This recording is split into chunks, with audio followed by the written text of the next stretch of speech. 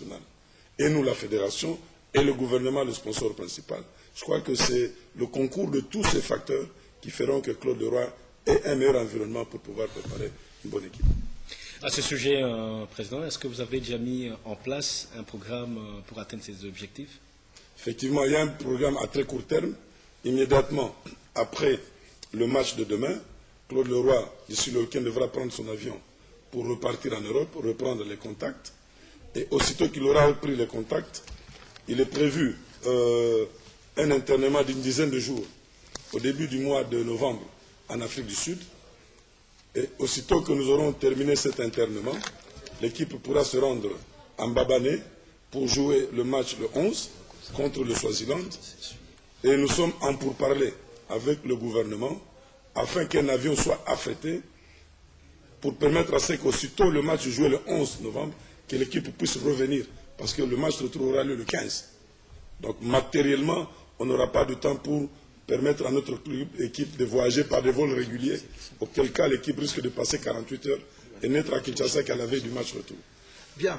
Monsieur le Président, donc c'est un programme absolument scellé, surtout qu'au niveau de la CAF, pour essayer de résoudre les problèmes des années impaires, juste après Gabon, Guinée équatoriale 2012, on va tomber sur la prochaine CAN qui va se jouer en 2013. D'ailleurs, c'est la décision du comité exécutif. Vous avez décidé que ça se joue en Afrique du Sud, c'est très serré. Mais on sent aussi qu'il axe son action, Claude Leroy, sur le rajeunissement, sur la relève qu'il prépare. On sent qu'il est en train de rechercher les jeunes talentueux pour renforcer l'équipe nationale. Effectivement, sa politique, comme je l'ai dit, c'est d'essayer de préparer une bonne relève. En démarrant par une symbiose d'abord. Ouais. Vous avez observé depuis qu'il est arrivé, en pratiquement un mois de ce jour ici, presque 2 mois, il a assisté à 38 matchs. Tout à fait. Même de ce qu'on appelle les petits matchs, il était au stade, dans les stades annexes, les terrains annexes, en train de voir où est-ce qu'il peut dénicher des jeunes valeurs, déjà commencer à travailler sur ces jeunes valeurs pour leur permettre d'être aguerris au moment opportun pour pouvoir porter le maillot national. Donc, je crois que c'est une très très bonne politique. C'est pour cela que je disais que son retour ici était plus important pour nous, car je ne voudrais pas épiloguer sur le passé, mais nous n'avons pas, avec les autres entraîneurs, eu les mêmes méthodes de travail.